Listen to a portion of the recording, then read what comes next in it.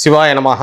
எப்போதும் திரைமையினை தீண்டும் ஆதி சைவர்கள் குலத்தில் சுந்தரமூர்த்தி சுவாமிகளின் வழி தோன்றல் திருவான்மையூர் அடியாருக்கு அடியேன் சந்தோஷ் திருமேனி சிவாச்சாரியால் நெக்ஸ்ட் ஜென் நேர்கள் அனைவருக்கும் அன்பான வணக்கம்.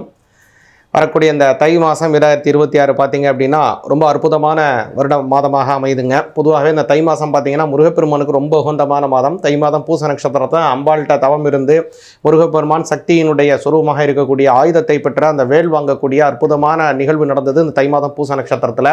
அதே மாதிரி தை மாதத்தில் இந்த வரக்கூடிய தை கிருத்திகை, தை மாதத்தினுடைய அமாவாசை, தை மாதத்தினுடைய செவ்வாய்க்கிழமை, தை மாதத்தில் வரக்கூடியதான இந்த ரத்த சப்தமி, தை மாதத்தில் வரக்கூடிய வெள்ளிக்கிழமை எல்லாமே சிறப்பு வாய்ந்தது. இந்த சிறப்பு வாய்ந்த ரொம்ப அற்புதமான இந்த உத்தராயணத்தினுடைய முதல் மாதமான இந்த மாதம் உங்களுக்கு எப்படி இருக்குங்கிற இந்த பலனை முழுமையாகவும் தெளிவாகவும் பார்ப்போம். மிதுன ராசிக்கு கவனிச்சிங்க அப்படின்னா இந்த மாதம் அப்படிங்கிறது தடைகளை தவிடுபடியாக்கக்கூடிய ஒரு மாதமாக வருதுங்க. தடை அதை உடை அப்படிங்கிற மாதிரி இந்த மாதத்தில் கவனிச்சிங்கன்னா தடையெல்லாம் எல்லாம் தவிடுபடி ஆக போகுது.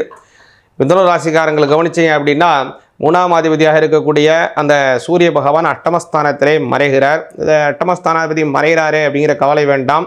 உங்களுக்கு 9ஆம் இடத்தில் இருக்கக்கூடியதான பல நல்ல கிரகங்கள் மிதுன ராசிக்கு வைப்ரண்ட்டாக இருக்குது. அதை குறிப்பாக சொல்லணும் அப்படின்னு கேட்டிங்கன்னா சனி பகவான், ராகு பகவான் போராத குறைக்க அதே இடத்துல புதனும் வராரு, சுக்கிர பகவானும், அதாவது 29ஆம் தேதி பார்த்திங்கன்னா புதன் போய் சேர்றாரு. அடுத்து 7ஆம் தேதி வாக்கில் சுக்கிர பகவானும் போய் ஜாயின் அடிக்கிறாரு.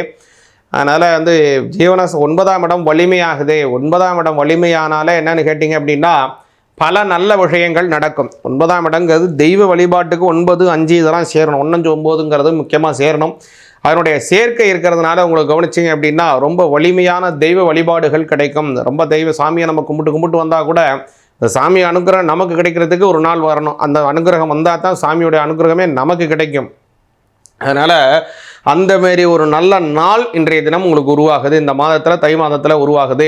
அது மட்டும் இல்லை, உங்களுடைய ராசிநாதனாக இருக்கக்கூடிய புதன் 12ல் 8மஸ்தானத்தில் மறைகிறாரு.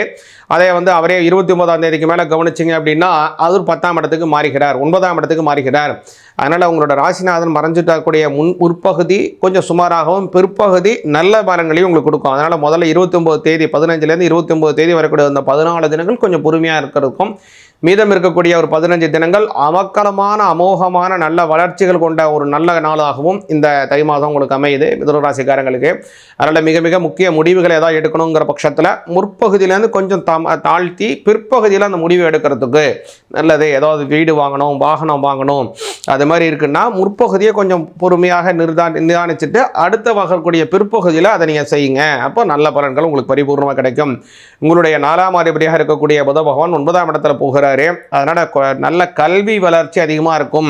அது உங்களுக்கு ஒரு பெரிய ப்ளஸ். ஏன்னா புதன் 4ஆம் அதிபதியாக இருக்கிறனால பொதுவாக மிதுன ராசிக்காரங்களுக்கு நல்ல அறிவு, ஞானம், சமயோச்சிதமான நல்ல புத்தி, பிரசன்ஸ் ஆஃப் எல்லாம் அமக்கலமாக இருக்கும்.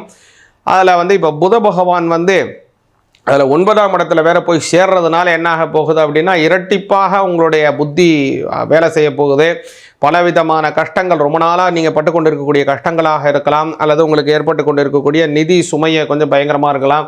இந்த மாதிரி பற்பேற்பட்ட விஷயங்களை கூட ரொம்ப இலகுவான முறையில் அதையெல்லாம் நீங்கள் தவிடுபடியாக்கி பரிபூர்ணமான நல்ல அனுகிரகத்தை பெற போகிறீங்க. உங்களுக்கு இருக்கக்கூடிய பணி சுமைகளை எல்லாம் குறைக்க போகிறீங்க. ரொம்ப நாளாக கடன் கட்டிகிட்டு இருக்கீங்க, அந்த கடனை எப்படி அடைக்கணும்னு தெரியாமல் கஷ்டப்பட்டுருக்கீங்கன்னா அந்த கடனை அடைத்து முடிப்பதற்கான வாய்ப்புகள் இந்த மாதத்தில் இருக்குது.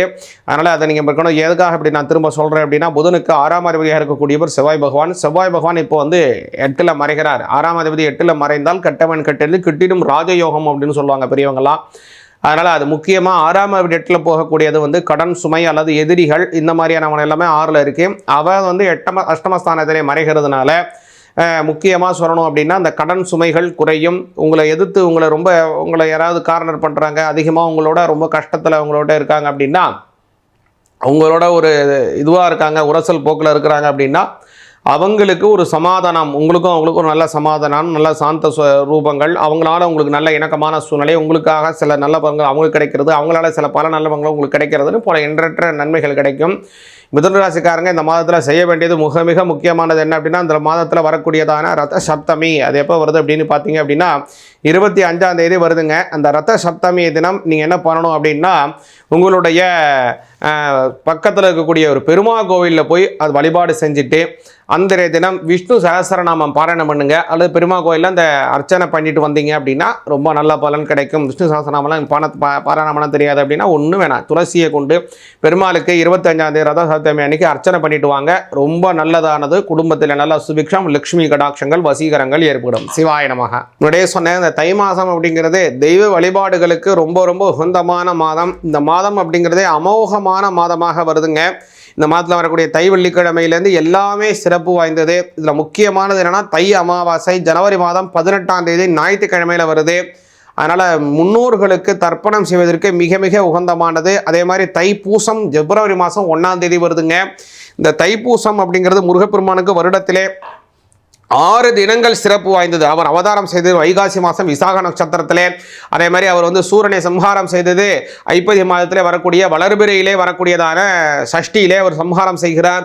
அதே மாதிரி அவர் கல்யாணம் செய்தது பங்குனி மாதம் உத்திரம் நட்சத்திரத்திலே அவர் கல்யாணம் செய்கிறார். 6 குழந்தையாக இருக்கக்கூடியதான உலக அன்னை வளர்த்து அவரை வந்து ஒரே குழந்தையாக மாற்றி கார்த்திகை மாதம் கார்த்திகை நட்சத்திரத்திலே. அதே மாதிரி கவனிச்சிங்கன்னா, பக்தர்களுக்கு அனுகிரகம் செய்வது மாசி மாதம் மகா நட்சத்திரத்திலே. இதில் தைப்பூசம் என்ன சிறப்பு அப்படின்னு கேட்டிங்கன்னா, சூரனை சம்ஹாரம் செய்வதற்காக முருகப்பெருமான் கடுமையாக தவம் செய்து அன்னையை நோக்கி வரம் வேண்டி, அன்னை தனக்கு நிகராக, அன்னை வந்து பராசக்தி பார்த்தீங்கன்னா தன்னுடைய நிகராகவே தன் சொரூபமாகவே முருகப்பெருமானுக்கு அந்த ஆயுதத்தை வழங்குகிறார். அதனால தான் அந்த சக்தி அப்படின்னு பேர். அதுக்கு அந்த ஆயுதத்துக்கு பேர் சக்தியாயுதம் அப்படின்னு பேர். வேல் நம்ம சொல்கிறோம் இல்லையா, அதுக்கு பேர் சக்தியாயுதம் அப்படின்னே பேர். அப்பேற்பட்ட அந்த வேலை வாங்கியது தான் இந்த தை மாதம் பூச நட்சத்திரம். முருகப்பெருமானுக்கு உகந்தமானது. இந்த தைப்பூசத்தில் முருகனை நம்ம கும்பிட்டோம்னா குடும்பத்திலே நல்ல சுபிச்சம் ஏற்படும். நல்ல ஞானம், அறிவு, பணங்காசு வரவுகள் அதிகமாக இருக்கும். சிவாய நமக.